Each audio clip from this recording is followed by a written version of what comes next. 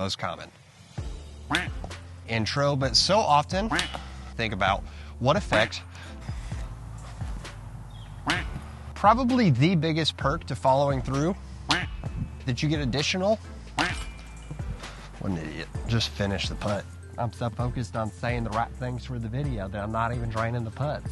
Just got to step up, think about draining the putt, and drain the putt, y'all. Come on, it's a putting video. Be good at putting.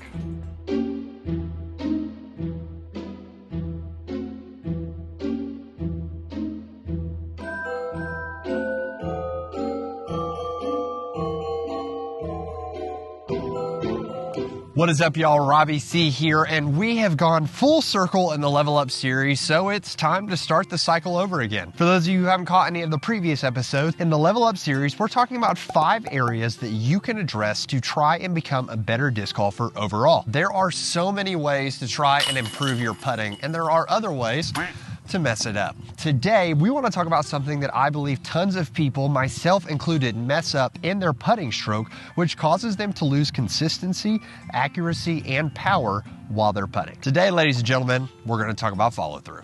Now, I'll be honest, I've always thought about follow through when it comes to putting, but it was an episode of the Scratch to Scratch series on the Disc Golf Network and a putting lesson with Paige Pierce that really made me think about what effect does follow through have on our putt. I think there are multiple reasons that we don't follow through on our putt, and I think there are many benefits to following through on our putt. And today, I really want to highlight both lists. So we're actually going to start with why most people don't end up following through.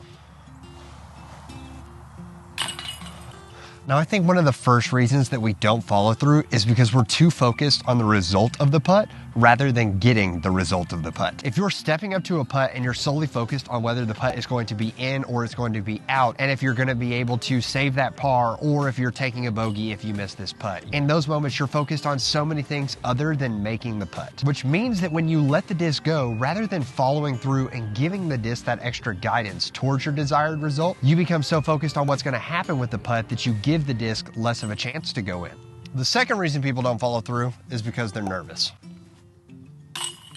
When people step onto the putting green, it's like they become an entirely different player. We can often think, just get this over with as fast as possible and get me out of here. Yet someone with a strong follow through exhibits the exact opposite thing on the putting green, and that is confidence. When we become nervous, our body tenses up, and a tensed up body is nowhere near as comfortable or fluid as a confident or relaxed player. Think about watching most pro players putt. The putt comes in super solid and flat because there is so much confidence behind it.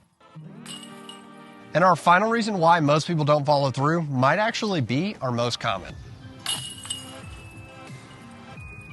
Often we can think about so many aspects of our putting form. Are you a push putter? Are you a spin putter? Or are you a spush putter? Some of the wild ones are turbo putters. Do you putt in a straddled stance? Do you putt in a staggered stance? Do you putt in a handstand stance?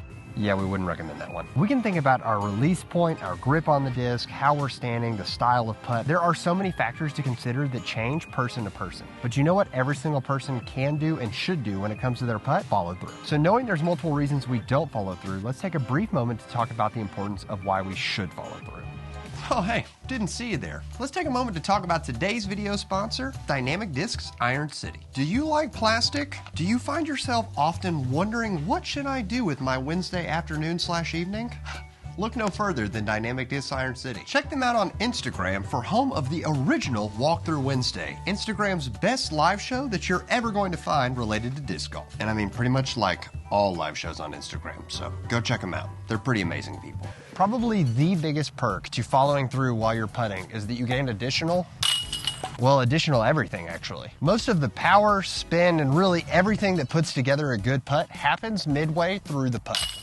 Follow through in the latter half of the throw is simply guiding all of those good vibes straight to the basket. When we choose to not follow through on our throw, it's like taking something, putting it in a slingshot, pulling it back, aiming it, and then right before we let go, we just loosen our body and see what happens. The follow through helps give you additional power because you're guiding all of the power towards the basket. It helps give you additional accuracy because you're guiding the disc towards the basket. And it helps build additional confidence because you have to point at the basket and fully commit to your shot. People often have wobbly putts because they're using their arm way too much to power the disc rather than using their wrist and their fingers to snap and add proper spin to the disc. And so this arming of it causes us to send it right, to send it left. But when we follow through and we're fully committed to the shot, there's only one direction for the disc to go, which takes us to the second benefit, and that is staying locked into the shot.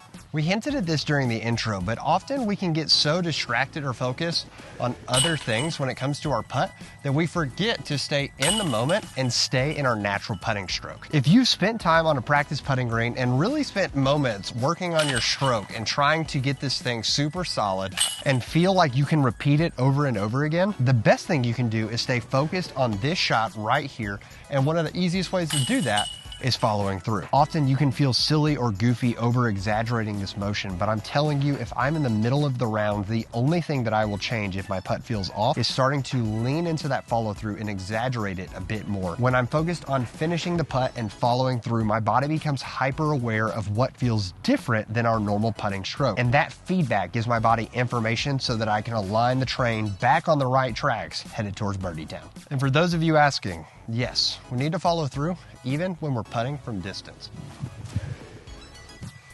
So that's gonna wrap things up for today's video. I hope you guys enjoyed this, and I hope that when you start following through on your putts that you find all the success you're looking for on the putting green. Thank you so much for coming by. Thanks for watching. I hope you have an incredible rest of the day, and we'll see you tomorrow for our next episode of Vlogmas. But for now, I'm gonna leave you with the birdie.